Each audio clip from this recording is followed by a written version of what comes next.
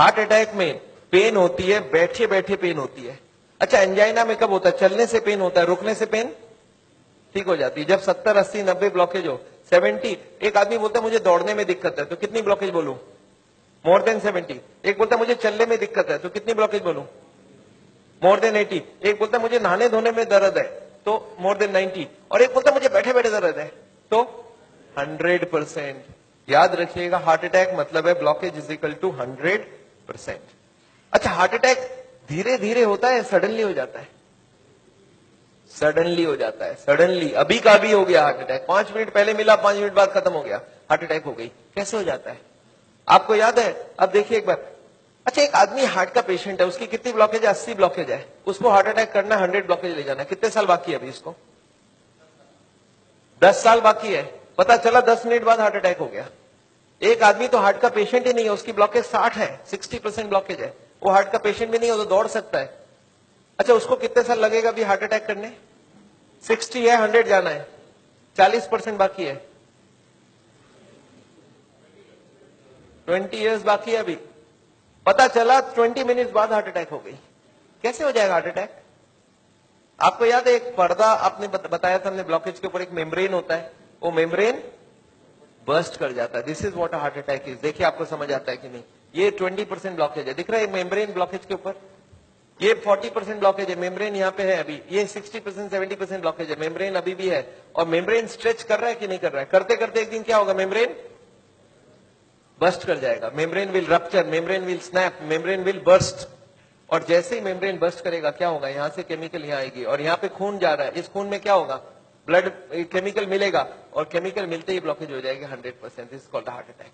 100% blockage कितने देर में बना? 5 मिनट में। 0 से 80 आने लगा था 40 साल, और 80 से 100 आने में 5 मिनट्स, 2 मिनट्स। अब एक बात बताइए, हार्ट अटैक को रोकना कैसे है? आपका दिमाग क्या बोल सकता है? मैं आपको समझाता हूं। एक एग्जांपल सोच लीजिए। एक नोट का गड्डी है। नोट का गड्डी समझते हैं? नोट के गड्डी में रबर बैंड लगा है। मैं हर दिन उसमें नोट घुसाए जा रहा हूं, और जब रबर बैंड टाइट हो गई तो आपको मैंने पूछा क्या करूं कि रबर बैंड ना फट जाए, तो आप क्या जवाब देंगे हमको? नोट घुसाओ मत। आप ये पूछेंगे सर अभी तक रबर बैंड फट गया क्या? मैं बोला नहीं, अभी तक नहीं फटी है। आप बोलिए एक काम करना, कल से नोट घुसाना मत, देखना फटेगा नहीं। ये काम बात ठीक लग रहा है कि नहीं लग रहा है आपको? घुसाना बंद करो। और मैं एक स्टेप और आगे जाता हूं कि कुछ नोट निकाल लो कि रबर बैंड ढीला हो जाए। अब फटने का क्या चांस है? एकदम नहीं है। एंड यही बात मैं हार्ट के पेशेंट को समझाता हूं। मैं बोलता देखो, अभी जहां तक चले गए चले गए, अब आप ब्लॉकेज को बढ़ाओगे तो एक ना एक दिन हार्ट अटैक होगा। कब होगा हम नहीं जानते, पर कभी ना कभी हो सकता है। आज 80 है, मालूम नहीं 90 में पर्दा फट जाए। ये पर्दा कब फटेगा हमको नहीं मालूम है। हर आदमी का पर्दा अलग अलग है, हर आदमी की मेम्ब्रेन अलग अलग स्ट्रेंथ की है। अब कब फटेगा नहीं मालूम, पर एक बात पक्का मालूम है कि आज से नोट घुसाना बंद कर दिया तो फटने के चांस कम हो जाएगा। और कुछ नोट निकालना चालू कर दिया तो आपको क्या लगता है, लॉजिकल बात हो रही है कि नहीं? वो जो कारण है ब्लॉकेज का उसको हटाओ और बॉडी में सप्लाई फैट का बंद करो। अब हार्ट अटैक का chance is almost nil, almost nil. और यही बात मैं हार्ट के पेशेंट को समझाता हूं। आपको क्या लगता है, सही हुआ कि नहीं हुआ? कॉमन सेंस के बात यही बोलता है कि नहीं, ब्लॉकेज का कारण को हटाओ और खत्म करो बात। तो ये है हार्ट अटैक रोकने का उपाय। मैंने देखा है बहुत सारे पेशेंट ये करते नहीं है, वो खाना पीना गलत खाते रहते हैं, दवाइयां खाते हैं। कार्डियोलॉजिस्ट को पूछ भी लेते हैं कि डॉक्टर साहब मैं आपसे दवाई ले रहा हूं तो आपके अंडर में हो गया ना? डॉक्टर बोलता है हाँ मेरे अंडर में हो। बोलता है डॉक्टर साहब कभी हार्ट अटैक हो जाए तो आप कहां मिलोगे? मैं अभी ब्लॉकेज बढ़ा रहा हूं, आप सिर्फ हमको बताओ हार्ट अटैक के वक्त आप। अच्छा, कार्डियोलॉजी भी बड़ा खुश रहता है, बोलता है मेरा मोबाइल नंबर रखना, जब भी हार्ट अटैक हो मुझे इन्फॉर्म करना और मैं आपको बताऊंगा कहां पहुंचना है, और मैं भी वहीं पहुंचूंगा, फिर आपको बचाने की पूरी कोशिश करूंगा। पर हार्ट अटैक के बाद, हार्ट अटैक के पहले करने का कुछ जरूरत। आपको क्या लगता है, सही बात हो रहा है गलत हो रहा है? अरे हार्ट अटैक के पहले ही रोक लो ना कि हार्ट अटैक। पर मैंने देखा आजकल ऐसा ही कुछ हो रहा है। Anyway I don't want that. अच्छा एक बात बताइए, ये जो पेशेंट है जिसका ब्लॉकेज बढ़ रहा है, ये सब जानता भी नहीं है क्या क्यों ब्लॉकेज बढ़ रहा है। कार्डियोलॉजिस्ट के पास जाए तो उसको बता देना चाहिए कि नहीं किस लिए ब्लॉकेज हो रहा है। अच्छा, अगर हार्ट के हॉस्पिटल में आप चले जाएं तो वो लोग भी यही सब बात करेंगे ना आपसे? क्या लगता है, हाँ या ना? वो लोग क्या बात करेंगे? उनके पास दो प्लान है, एक है बाईपास सर्जरी और एक है एंजियोप्लास्टी। अच्छा, इतनी कॉमन सी बात है, ब्लॉकेज का कारण को रोको, वो इसको नहीं बता के बाईपास एंजियोप्लास्टी क्यों बोल रहे हैं? आपको क्या लगता है? आगे पहले कॉमन बात बताओ, फिर तो बाईपास सर्जरी एंजियोप्लास्टी की बात करते हैं।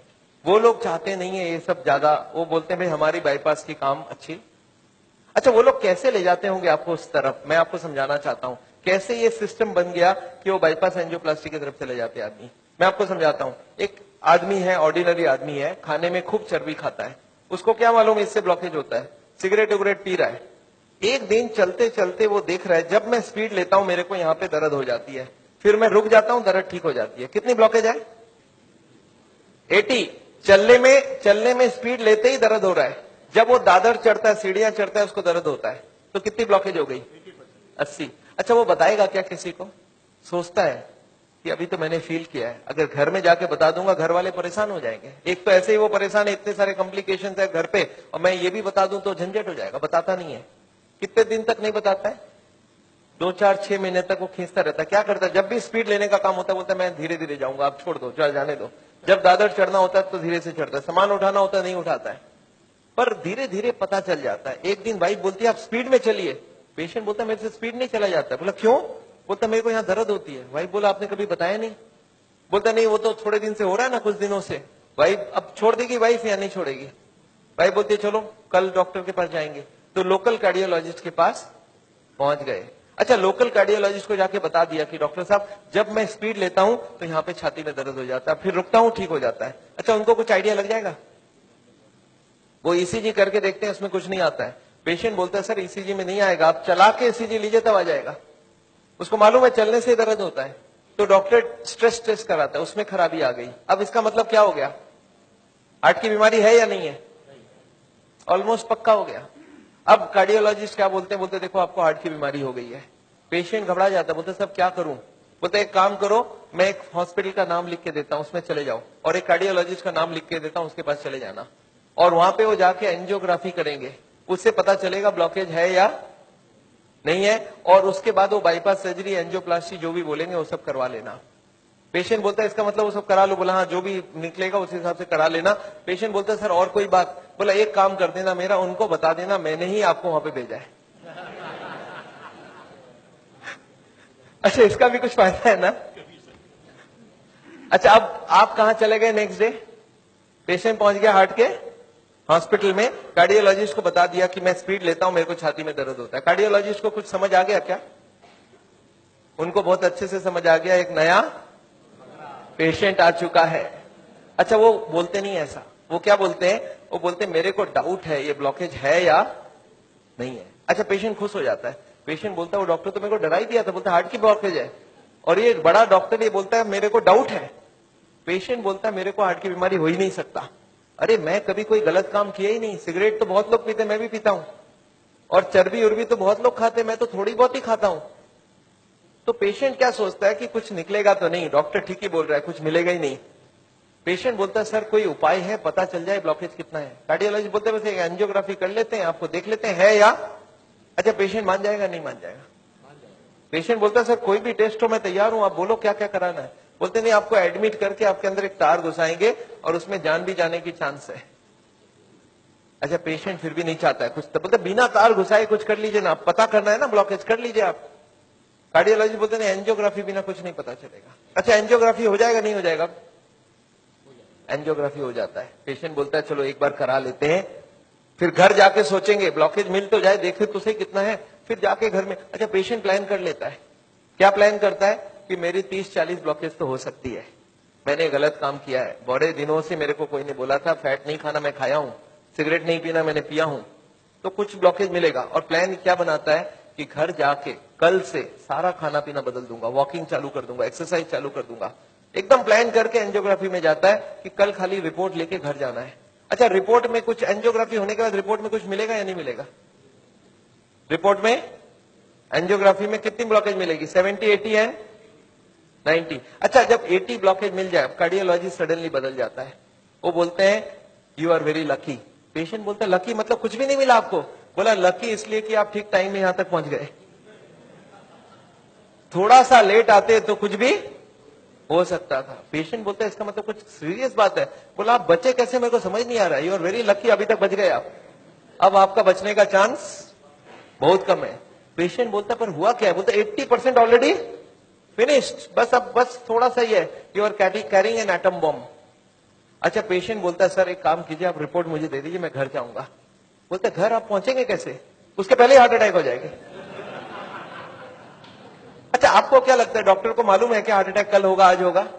उसको तो ये भी नहीं मालूम 70 है, 80 है या 90 है। क्यों ऐसा बोला जा रहा है? To create a fear. और फियर से क्या होगा? फिर ऑपरेशन के लिए इमीडिएटली, बहुत सारे लोगों को इतना बोलने का जरूरत ही नहीं हो, तो इमीडिएट तैयारी हो जाता है। हार्ट का सुनते हैं उसके मन में ऐसे ही डर रहता है, उसको ज्यादा डराने का। पर कभी कभी पेशेंट बोलता है सर एक बात बताइए, ब्लॉकेज तो कल भी था, ब्लॉकेज तो आज भी है, कल तक तो मैं सारा ही काम कर रहा था, ये पेन तो मेरे को बड़े दिनों से है, मैं अब तो पता चला हूं। तो आप एक काम करिए, मेरे को आप डिस्चार्ज कर दीजिए, मैं घर जाके फिर सोचूंगा। बोला नहीं, आप एक काम कीजिएगा, आप करवट भी लेंगे ना तो हमको पूछ लीजिएगा। पेशेंट बोलता है नहीं सर मैं तो घर जाऊंगा। बोला आप रुकिए, आपके घर वालों से मैं पूछता हूं। अच्छा, घर वाले बाहर कौन कौन वेट कर रहे होंगे? सारा खानदान वेट कर रहा होगा। वहां पे जाके क्या बोलना है कि patient is very critical, any moment he can die. आप बोलो मैं बचाने की कोशिश करूं और जाने दूं। अच्छा, आंसर क्या होगा? वाइफ क्या बोलेगी कि जिंदगी भर इन्होंने मेरे लिए किया, आज मेरे को चांस मिला, आज तो मैं ऑपरेशन। वाइफ बोलती है कोई चीज का भी, कोई भी कंजूसी हमें नहीं करना है, इनको तो बचाना। अच्छा, बेटा मानेगा कि नहीं? एक बेटा बड़ा समझदार होता है, बोलता है डॉक्टर को, डॉक्टर साहब एक बात बताइए, मैंने सुना है कोलेस्ट्रॉल की वजह से ब्लॉकेज होता है, इनका कोलेस्ट्रॉल हाई है, तो क्या करूं कि कोलेस्ट्रॉल कम हो जाए? खाने पीने में क्या क्या चेंज लाना चाहिए? अच्छा, कार्डियोलॉजिस्ट मान जाएंगे इनसे बात में, वो बोलेंगे you are wasting my time, he is dying and you are talking all this rubbish. अच्छा, तब तक और जितने परिवार वाले बोले नहीं नहीं ऑपरेशन होना ही चाहिए। मेरे एक पेशेंट थे, बोले डॉक्टर साहब मेरे साथ पूरा ऐसे ही हुआ, मैं तो खाली एक बार टेस्ट कराने गया था और उसके बाद वो ऑपरेशन करके ही भेजे मेरे को वापस। मेरे एक और पेशेंट थे, बोले सर मैं फिर भी नहीं कराया, मैं निकल आया। मैं बोला आप निकले कैसे? बोला मैंने बोला मैं तो नहीं कराऊंगा, मुझे घर जाना है। वो बोले नहीं आप घर भी नहीं पहुंचेंगे। मैं बोला मैं लिख के देता हूं, मैं पहुंच जाऊंगा। फिर मैंने लिख के भी दे दिया, फिर भी वो जाने नहीं दिया। फिर मैंने लास्ट बोला, मैंने बोला देखो मैं करने तैयार हूं, पर प्रॉब्लम है मेरे पास पैसे नहीं है, आप फ्री का कोई ट्रीटमेंट हो तो करवा डालो। तब इन्होंने बोला कोई प्रॉब्लम नहीं, आप घर चले जाओ। फिर मैं जब घर जाने लगा तब फिर से बुलाया उन्होंने, बोला अब आप एक बार बताओ ये इतने पैसे आप कितने दिन में इकट्ठा कर सकते हो? तब मैंने बोला देखिए मुझे प्रॉपर्टी बेच के आना होगा, 2 महीना लगेगा। फिर मुझे 2 महीना उन्होंने टाइम दे दिया। बोला अब कोई प्रॉब्लम नहीं है, 2 महीने बाद ही ऑपरेशन होगा। आपको समझ आ रहा है ऑपरेशन कब रुक सकता है? दिस इज, मैं ये नहीं बोलूंगा सारे जगह एग्जैक्टली यही हो रहा है, पर इसका ही कुछ छोटा मोटा रूप ये हॉस्पिटल का सिस्टम है। पर एक बात मैं जानता हूं, हॉस्पिटल को ये चॉइस देना चाहिए पेशेंट को। देखो the blockage is so much so much so much, these are the reasons. आप देखो क्या चाहते हो। आप अगर अपने आप को बदलोगे तो ऑपरेशन रुक सकती है। आप नहीं बदलना चाहते हो तो मैं ऑपरेशन कर दूं, उसके बाद जाके बदलने का कोशिश करो। But the hospitals don't give chance. उनको मालूम है ये एक मौका है, ऑपरेशन कर लेते हैं, बट उसके बाद भी उनको यही करना पड़ेगा। लाइफस्टाइल चेंज तो पेशेंट को फिर भी करना पड़ेगा। मैं जानता हूं हार्ट के पेशेंट्स को मैं 3 चीज देखते दिखाऊं, एक तो दवाइयां हैं, एक बाईपास और एक एंजियोप्लास्टी। ये दवाइयां मैं आपको एक बार समझाना चाहता हूं दवाइयां क्या काम करती है, और another 10 minutes I will take. देखिए ये ट्यूब है जिसमें कोई ब्लॉकेज नहीं है, और ये 80-90% ब्लॉक है, दिख रहा है आपको? अब ये पेशेंट को चलने से दर्द होता है, एक दवाई ऐसी है जो दवाई देते ही ये दर्द कम हो सकती है। कौन सी दवाई है? सॉर्बिट्रेट। नाम सुना आपने? क्या करता होगा सॉर्बिट्रेट? देखिए क्या करता है Sorbitrate. This what is the action of Sorbitrate. क्या हुआ? ट्यूब चौड़ी हो गई, ब्लॉकेज वहीं की वहीं रह गई, ट्यूब चौड़ी हो गई, ट्यूब थोड़ा फैल गया, फैलते क्या हो गया? ब्लड सप्लाई बढ़ गई। पेशेंट बोलता है मुझे अब कोई दिक्कत नहीं है, पर ये दवाई का असर रहेगा 8 घंटे बाद, तो 8-8 घंटे में एक सॉर्बिट्रेट देनी पड़ेगी। एक पेशेंट मेरे को बोला मैं सॉर्बिट्रेट नहीं लेता हूं, मैं मोनोट्रेट लेता हूं। मैं बोला वो भी सॉर्बिट्रेट का ही भाई है। तो ये जितने भी सॉर्बिट्रेट है उनका नाम मैं आपको दिखा सकता हूं। These are all kinds of Sorbitrate and all. ये सब दवाई हम लोग दे देते हैं। सॉर्बिट्रेट, स्मो, एसोडिल, मोनोट्रेट, नाइट्रोफिक्स, एंजिसेड, इम्डूर, वेंजिकॉर, वेसोट्रेट, मोनोट्रेट, सॉर्बिट्रेट, मोनोसॉर्बिट्रेट, नाइट्रोकंटीन, वेसोप्रीन, मोनोस्प्रीन, इस तरह की दवाइयां हम हार्ट के पेशेंट्स को दे देते हैं। एनीवे दवाइयां बहुत सारे तरह की मिलती है।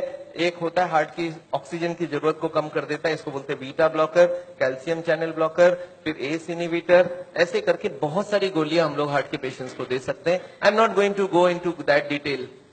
कुछ ब्लड पतला करने का दवाई भी देते हैं, आपने देखा है नाम, इकोस्प्रिन, कोल्स्प्रिन, एएसए, डेलिस्प्रिन, डिस्प्रिन, क्लोपिग्रेल, क्लोपिलेट, क्लोपिवास, सिरुविन, क्लैबिक्स, क्लोट्रेल, क्लैजरिल, स्ट्रोमेक्स, डीप्लैट, इस तरह की गोलियां हम लोग देते हैं ब्लड को पतला करने के लिए।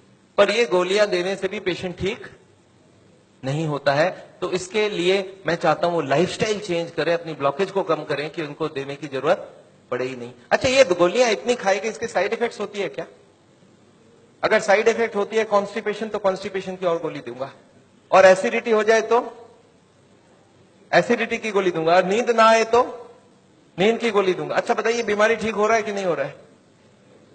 आई एम नॉट कीन, मैं जानता हूं दवाई आज जरूरत है, पर कल दवाई की जरूरत ना हो उसका बंदोबस्त करना बहुत जरूरी है। इसके बाद चलते हैं, ये एंजियोग्राफी क्या चीज है। हॉस्पिटल में जाते हैं, एंजियोग्राफी करते हैं, और ये एंजियोग्राफी मुझे पसंद क्यों नहीं है मैं आपको बताना चाहता हूं। This is what is the problem with angiography. एक तार आपके पूरे बॉडी को स्क्रैच करके हार्ट तक लेके जाना है। ये तार यहां से जो घुसेगी, 1 metre wire is inserted into the body till it reaches the heart. It is a blind procedure. Blind मतलब क्या? आप घुसा दो, ये अंदर जाती जाएगी, और अगर अटक गई तो वापस खींच के फिर से ट्राई करना होगा। मतलब वो अंदर स्क्रैच करेगा ही करेगा, पूरे बॉडी को स्क्रैच करती है। वो लिखवा लेते हैं कि अगर हार्ट अटैक हो गया तो मेरी कोई जिम्मेवारी नहीं है, और ये पूरे बॉडी को ये पंक्चर भी कर सकता है। मैंने ऐसे ऐसे पेशेंट देखे हैं कि एंजियोग्राफी के वक्त ही डेथ हो गई। एंजियोग्राफी में पैर को काटना पड़ा अल्टीमेटली, क्योंकि वो पैर की ट्यूब को डैमेज कर दिया। तो एंजियोग्राफी मैं नहीं चाहता हूं। और उसके बाद क्या होगा? इनएक्यूरेसी अबाउट द रिपोर्ट, और उसके बाद pressure from the cardiac doctors for the next operation. Patient को लगता है मेरे को इमरजेंसी हो गया, बट इमरजेंसी प्रिसिपिटेट कराया जा सकता है। एनीवे, ये एंजियोप्लास्टी जो है, ये दो ऑपरेशन, दो चीज वो लोग करते हैं, एंजियोप्लास्टी, एक बाइपास सर्जरी। मैं एंजियोप्लास्टी 2 मिनट आपको समझाना चाहता हूं। What is this angioplasty? एक स्टेंट लगाते हैं, सुना आपने नाम? एक रिंग लगा देते हैं हार्ट में। What is this? Let me explain what is this. पिछले 20 साल में ये जो एंजियोप्लास्टी है, ये बार बार फेल किया और बार बार इसको सक्सेस बताया गया है। पहले आई थी बेलूनिंग, बेलून एंजियोप्लास्टी। उसके बाद बहुत सारे तरह के एंजियोप्लास्टी आई, ऑर्डिनरी स्टेंट आई, फिर गोल्ड स्टेंट आई, फिर रोटा ब्लेडर आया, रेडियो एक्टिव स्टेंट आई, लेजर एंजियोप्लास्टी आई, आजकल चल रहा है ड्रग कोटेड स्टेंट।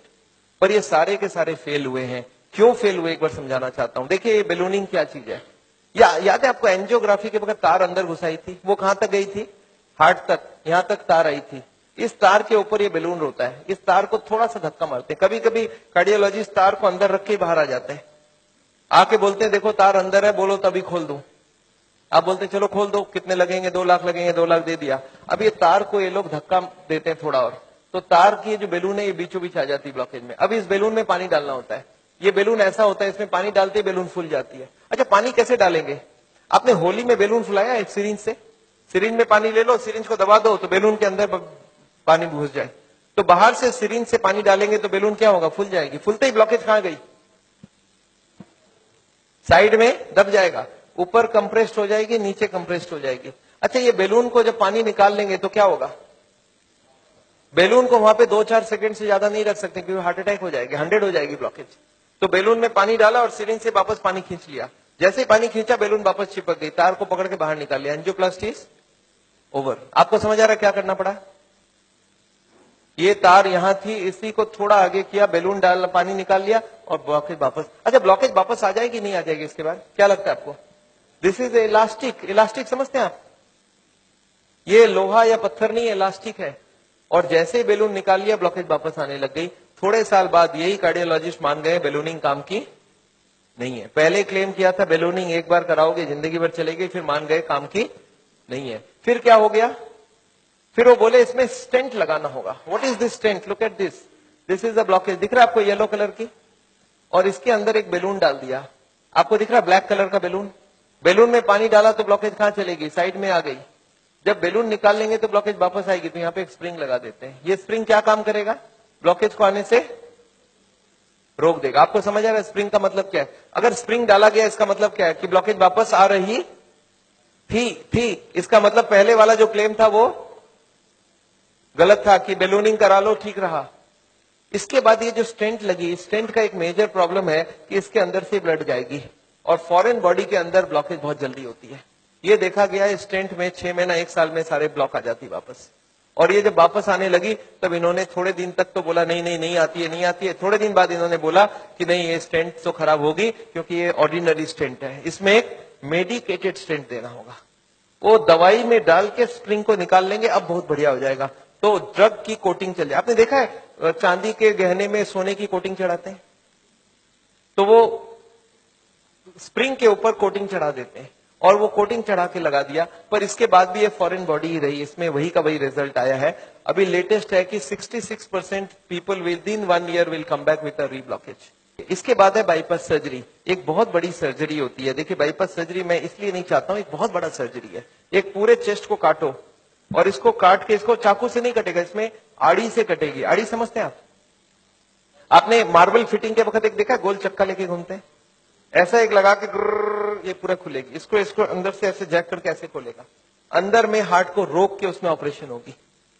और हार्ट को रोकेंगे तो एक मशीन से पूरे बॉडी को ब्लड जाएगा, इसको बोलते हैं हार्ट लंग मशीन। उसमें कुछ ब्लड डाल के उससे चलाना होगा and during this time the operation has to take place. But this operation is very complicated. Luck अच्छा हो तब ठीक है, नहीं तो कुछ ना कुछ कॉम्प्लिकेशन रहती है, बहुत सारे लोगों की जान भी जाती है। पर ऑपरेशन के बाद क्या होगा ये देखिए, ऑपरेशन के बाद क्या होगा।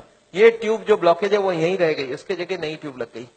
तो ये ब्लॉकेज के जगह नई ट्यूब लग गई तो क्या हो गया, बाईपास हो गया।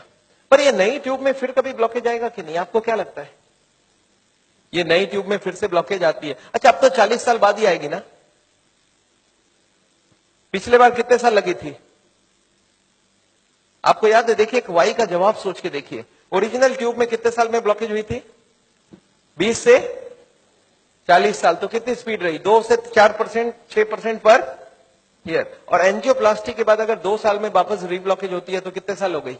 40% पर ईयर। और बाईपास के बाद अगर 5 साल में रीब्लॉकेज आती है तो 20% पर ईयर। जो ट्यूब ओरिजिनली 2% की ब्लॉकेज कर रही थी वो अब ऑपरेशन के बाद उसकी स्पीड क्यों बढ़ गया? क्योंकि अब वो ओरिजिनल नहीं रहा। हमारी बॉडी को जब तक ओरिजिनल रखो तब तक अच्छी बात है। हमारे प्राइम मिनिस्टर ने भी 2 बाईपास कराई है, एंजियोप्लास्टी 5 स्टेंट लगाई है, पर मैं जानता हूं उसके बाद भी तो फिर से कराना पड़ा। एक बार कर लिया, दूसरी बार कराया, कब तक करा सकता आदमी? और मैं जानता हूं बॉडी में एक बार कॉम्प्लिकेशन कराना, उनके लिए तो चलो बहुत बड़ा टीम लगेगा। हर आदमी के लिए इतनी बड़ी टीम नहीं भी लग सकती है और इतना बड़ा ऑपरेशन नहीं भी कर सकते ठीक से। पर मैं जानता हूं अगर ऑपरेशन बिना ही हमारी काम बन जाए, अगर हम लाइफस्टाइल को ही चेंज करके कर सकते हैं तो हम ऑपरेशन क्यों करवाएं? And this is what is the contention. Nevertheless मैं हार्ट के पेशेंट को एक ही चीज समझाता हूं कि ब्लॉकेज अगर रिवर्स करना है तो उसके लिए थोड़ा आपको एक्यूरेसी करना होगा। What is this accuracy? You understand? This is the accuracy. इस पिक्चर को आपने देखा है, इसमें एक्यूरेसी लिखा है। कितना एक्यूरेसी है इसका मतलब? मैं आपको समझाता हूं। ये एक ड्रम है, ये ड्रम में मैं पानी भरना चाहता हूं और इसमें 15 छेद है। आप बताइए कितनी छेद बंद करने से ड्रम भरेगी? याद है 15 कारण है। अब इसमें से कितने को कंट्रोल करूं कि ड्रम भर जाए? सारे को करना होगा। अच्छा मैं हार्ट के पेशेंट्स को क्या देखता हूं, उनको कुछ मालूम भी नहीं है इसके बारे में। वो क्या बोलते हैं, मेरा कोलेस्ट्रॉल कंट्रोल है, ट्राइग्लिसराइड ज्यादा है, शुगर कंट्रोल है, बीपी ज्यादा है। मैं बोला ऐसे नहीं चलेगा, सारे होल बंद चाहिए मुझे। बोलते मैं थोड़ा थोड़ा करूं तो कैसे चलेगा? मैं बोला थोड़ा थोड़ा से काम नहीं चलेगा। बोलते मेरा बीपी कम किया हूं पर पूरा कम नहीं कर रहा हूं, 120 नहीं लड़ रहा हूं, 140 ही रखा हूं। मैं बोला नहीं चलेगा, मुझे सारे फैक्टर्स एक साथ कंट्रोल चाहिए। हाँ इसके लिए शुगर, बीपी, कोलेस्ट्रॉल, ट्राइग्लिसराइड आपसे कम नहीं हो रहा, मैं दवाई देके कम कर देता हूं। पर स्मोकिंग आपको पूरा ही बंद करना होगा, खाने में तेल आपको बंद करना होगा, एक्सरसाइज आपको करना पड़ेगा, ओवरवेट कम करना होगा, खाना पीने में फाइबर ज्यादा डालना होगा। अच्छा ये सब संभव है क्या लोगों के लिए? यस, क्या प्रॉब्लम है? ये तो सिंपल सी बात है, इसको क्यों नहीं कर सकते? क्यों नहीं सिगरेट बंद कर सकते? क्यों नहीं मीट बंद कर सकते? क्यों नहीं तेल घी छोड़ के आप अलग तरीके से खाना बना सकते हैं? तो all these if you do there is no problem. Nevertheless मैं जानता हूं, एक और छोटा सा चीज आपको बताना चाहता हूं। अभी एक और नई जो टेक्नोलॉजी आ गई है, आदमी को मैं सोचता था बिना काटे कुछ हो सके। ये हमारी कुकिंग की क्लास है, this is a cooking class. मैं हार्ट के पेशेंट्स को ट्रेनिंग देता हूं। This is my dietitian teaching cooking, 0 oil cooking to the patients wives. मैं हार्ट के पेशेंट्स को योगा सिखाता हूं। मैं बोलता हूं कैसे भी करो योगा करो, आप योगा करने की बहुत जरूरी है। उसके साथ उनको क्या करना चाहिए, क्या नहीं करना चाहिए, कितनी सामान उठानी चाहिए, गाड़ी चलानी चाहिए, स्कूटर चलाना चाहिए, ऑफिस जाओ तो क्या प्रिकॉशन लो, दादर चढ़ो तो क्या प्रिकॉशन लो, आगे कौन सी योगा करो, कब तक करो, कौन सी मेडिसिन लो, कब तक लो। एंड फॉर दिस हाँ मैं एक मैगजीन भी निकालता हूं, इसका नाम है साउल टाइम्स। ये मैगजीन मैं हर महीने निकालता हूं, दिल्ली से निकलती है, हिंदी और इंग्लिश में। अच्छा, आपको एक फॉर्म दिया गया है क्या? ऐसा देखिए तो, have you got a form like this? ये फॉर्म में अगर आप अपने नाम एड्रेस भर के देंगे तो आपको ये मैगजीन आगे आपको मिलता रहेगा हर महीने। हिंदी में इंग्लिश में दोनों में मैगजीन है। और इसके साथ एक छोटा सा और क्वेश्चन ये रखा है कि यहाँ पे अगर हम लोग ऐसा कोई कैंप करवाएं, so how many people will be interested to join such a camp? 1 दिन का या 2 दिन का ऐसा एक कैंप अगर हम करवाएं तो कोई इंटरेस्टेड हो तो प्लीज फिल इट अप। मेरे को लोग बोलते हैं डॉक्टर साहब इतनी सारी बातें अगर कैसे याद रखूंगा? मैंने बहुत मोटी मोटी किताब लिखी है। आदमी बोलता है सर छोटा सा कुछ दीजिए ना कॉपी। तो मैंने एक ऐसी किताब बनाई है जिसका नाम है पॉकेट गाइड। एक 30 रुपीज की किताब है, कोई 2 घंटा बैठ के पढ़ ले तो जितनी बातें मैंने बताई है सब इसमें लिख के रखा है। So this book I have brought over here. मेरे ख्याल से बाकी बुक्स तो मैं नहीं ला सकता हूं क्योंकि hundreds of books are there. तो मैं ये बुक लाया हूं। कोई को लगता है कि मैं पढ़ना चाहता हूं और कोई को पढ़ाना चाहता हूं, हार्ट के पेशेंट को जरूर पढ़ाइए। 30 रुपीज की गिफ्ट होती है, you can give it to anybody and they will learn things from the book. तो ये बहुत जरूरी है। मैं जानता हूं, मैं ये मैगजीन पिछले 10 साल से रन करता हूं and it is gone all over the world. मैं एक नई टेक्निक आपको इसी वक्त बताना चाहता हूं। There is a new machine which has come which can open the collaterals. देखिए कोलैटरल्स का क्या मतलब है। ये ब्लॉकेज है, बाईपास सर्जरी में क्या करते हैं, एक नई ट्यूब लगा देते हैं। इसमें क्या करते हैं, जो हार्ट की ये ब्रांच है और ये ब्रांच है, इनको जोड़ देते हैं आपस में। And there are so many small tubes, जो इसको जुड़ जाए तो ब्लड यहां से आने लगे। ये जो छोटे छोटे ट्यूब है, ये मैंने बोला था स्पोर्ट्समैन चालू करके रखते हैं। और स्पोर्ट्समैन चालू कर दिया तो क्या हो गया, उसके पास 2 सप्लाई हो गई। एक तो ये ओरिजिनल है और एक साइड वाली भी है। इसको बोलते हैं कोलैटरल। बैंक में आपने लोन लेते हुए देखा है कभी? कोलैटरल्स बोलते हैं। कोलैटरल मतलब क्या, कि ये फेल हो जाए तो दूसरा कोई होना चाहिए। तो ये कोलैटरल्स भगवान ने हमें देके रखा है। ओरिजिनल तो था ही था, एक कोलैटरल भी देके रखा, कभी ये फेल हो जाए तो ये चालू करना। अच्छा, ये अगर चालू हो जाए बिना ऑपरेशन के तो इससे अच्छा कुछ नहीं हो सकता। And this is a new machine, new technology which has कम। देखिए हमारी मेडिकल साइंस की टेक्नोलॉजी बिना कांटे वाली टेक्नोलॉजी है।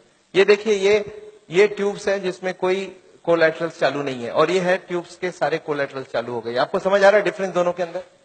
ये जो छोटे छोटे कोलैटरल्स है ये हमारे सबके पास है, और एक मशीन से इसको या तो स्पोर्ट्स करके चालू कर सकते हैं या तो एक मशीन से चालू कर सकते हैं। ये मशीन क्या करती है सोचिए, ये जैकेट्स लगा दिया हमने कफ में, थाई में, बटक्स में, और सारे को एक साथ स्क्वीज कर दूं तो क्या होगा, इसकी ब्लड कहां जाएगी? बॉडी में ही रहेगी, पर कहां जाएगी? ये हार्ट के तरफ जाके हार्ट की ट्यूब्स को धक्का देके प्रेशर देके इसको खोलेगी।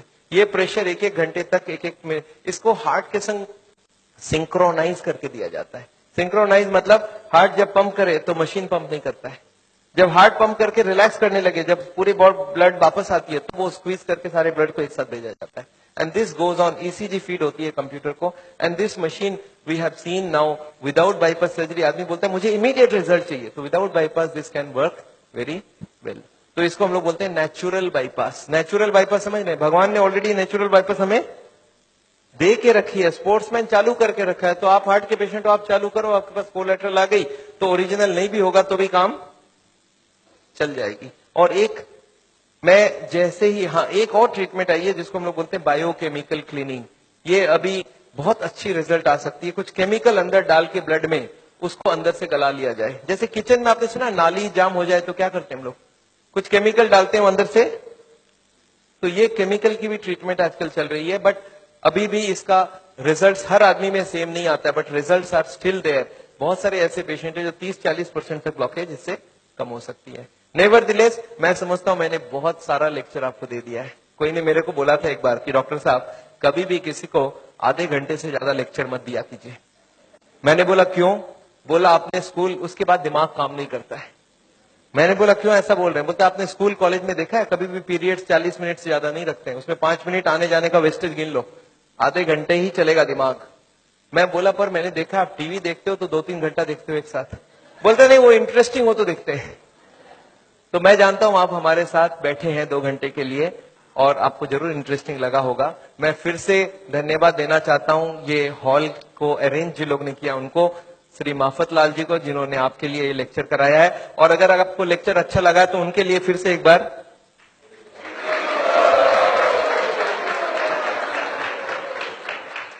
एनीवे, मैं जानता हूं मैंने लेक्चर तो खत्म किया है और मैं चाहता हूं कि आपके पास अभी भी कोई क्वेश्चंस जरूर होंगी। मैं कैंप भी करता हूं और मेरी बंबई में जुहू में एक क्लिनिक भी है जहां पे हर वक्त डॉक्टर है और ये मशीनें वगैरह भी है। तो आपको अगर कभी कोई जरूरत पड़े तो आप हमारी किताबें जरूर पढ़िएगा और ये छोटी वाली किताब भी पढ़िएगा। अगर आपके पास कोई क्वेश्चंस हो, क्वेश्चंस के लिए माइक है हमारे पास। So if you have questions I would want you to ask the questions and I like to answer the questions. You don't cover the effect of the alcohol. Yes, very important thing, alcohol. मैं आपको बता दूं, alcohol heart के लिए कभी अच्छी नहीं है। We don't recommend alcohol for the heart patient. क्यों? अल्कोहल में ग्लिसरॉल होती है और ग्लिसरॉल से ट्राईग्लिसराइड का रिश्ता होता है। ट्राईग्लिसराइड, ग्लिसरॉल होता है उसमें भी।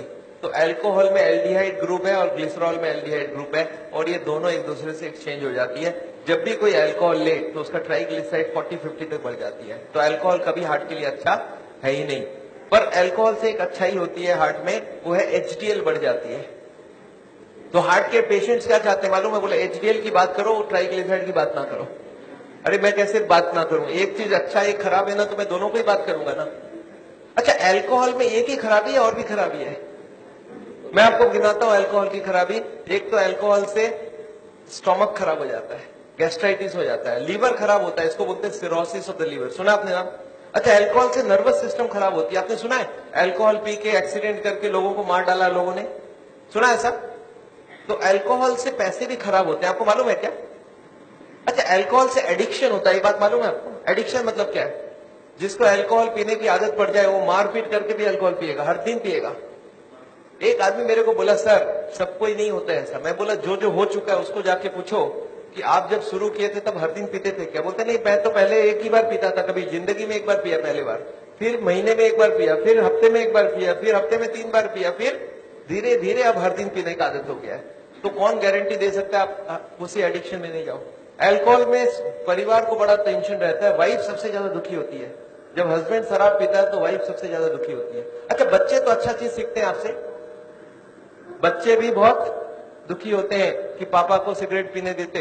दो ही होता है, बच्चा दो ही काम करता है, या तो पापा की तरह पीना चालू करता है या तो पापा को जिंदगी भर नफरत करता है, क्योंकि उसको अल्कोहल या तो पसंद हो जाएगा तो वो पीना चालू कर देगा, वो भी बिगड़ेगा। अच्छा, मेरे को कभी कभी लोग बोलते हैं, सर पर मैंने देखा है कार्डियोलॉजिस्ट बोलते हैं थोड़ा बहुत पिया करो। मैंने बोला, अच्छा एक काम करना, उस कार्डियोलॉजिस्ट को जाके पूछना कि सर ये अच्छी चीज है क्या? बोला हाँ अच्छी चीज है, तब ना हमको बता रहा है। मैं बोला उसको पूछना कि अपने बेटे को और अपनी बीवी को पिलाना चालू किया क्या हर दिन? बोलता नहीं, मेरा बेटा पिएगा तो निकाल दूंगा घर से। अच्छा, अपने बेटे को घर से निकाल दोगे पीने से और हमको आप बोल रहे हो पियो? आपको क्या लगता है लॉजिक बहुत अच्छी है कि खराब है? कोई भी कार्डियोलॉजिस्ट को यहाँ हाथ लगा के बोलने बोलिए कि हाँ ये अल्कोहल बहुत अच्छी चीज है, मैं अपने बच्चों को पिलाऊंगा, अपनी वाइफ को पिलाऊंगा, तब तो मैं मान जाऊं। कोई कार्डियोलॉजिस्ट तैयार नहीं है। पर पेशेंट्स के लिए घूस देना समझते हैं? घूस देना, ब्राइब करना समझते हैं? ब्राइब होने से बहुत काम हो जाता है। तो पेशेंट को ब्राइब देकर रखते हैं कि पेशेंट बोलेगा डॉक्टर मेरा बहुत बढ़िया है, सारा चीज अलाउ कर देता है। But very bad, alcohol is never good for the heart. या एनी मोर क्वेश्चंस? गार्लिक, मैंने एक क्वेश्चन यहाँ पे लिख के रखा है, कैन आई टेक, कुछ फ्रीक्वेंटली आस्क्ड क्वेश्चंस लिखा है, can I take garlic? Garlic heart के लिए अच्छा है, गार्लिक हार्ट के लिए अच्छा, पर नेसेसरी नहीं है जो नहीं खाता उसको ही खाना होगा। ऐसे हजारों फूड है जो हार्ट के लिए अच्छा है, तो you can take any of this food. पर एक आदमी मेरे को बोला, सर सिर्फ गार्लिक खाऊंगा मेरा ब्लॉकेज ठीक होगा कि नहीं? मैं बोला नहीं, जितने खराब वाले आइटम है सब बंद करने होंगे, जितने अच्छी वाली सब चालू करनी होगी। तो ऐसा नहीं कि गार्लिक इज अ पैनासिया, पर garlic is definitely good, cholesterol को कम करता है। या yes ma'am. CT angiography Bombay में बहुत सारी जगह, मेरे ख्याल से कम 20 मशीनें लग गई है। हम जहां करवाते वो चित्रा करके है दादर में, दे चार्ज 6000 रुपीज। तो ये सीटी एंजियोग्राफी का लिए आपको अगर एड्रेस चाहिए, हमारी क्लिनिक का एड्रेस आपके पास है already, you call them up, they will give you the details. Okay So what is good cholesterol, and what if you have in the range of good cholesterol is higher than the normal range? So how does it affect the heart, and what is? See, good cholesterol is good. cholesterol को good क्यों बोला जाता है? It goes to the blockage, picks up the cholesterol and takes it out. So good cholesterol if you can increase it is wonderful. We want more than 40. तो good cholesterol बढ़ाने का कोशिश करिए, और इसके लिए बाजार में नहीं मिलता है। आप हमको ये नहीं बोल सकते सर 2 किलो मेरे लिए मंगवा दीजिए, गुड कोलेस्ट्रॉल आपकी बॉडी बनाएगी अगर आप खाना पीना ठीक रखेंगे So तो। is good cholesterol anyways related to fat also? I mean, It is coming from fat plus protein. Hare Krishna, Prabhuji. This is Dr. Anuj here. I have done lot of your patients. I have done echoes of those patients at Chitra Scan. Okay. And let me tell you, I'm a cardiologist and I really loved your lecture. It's Thank you, an sir. amazing talk that you gave. And I pray that we do something together with all the malpractice. I'm very much aware of what is going on. And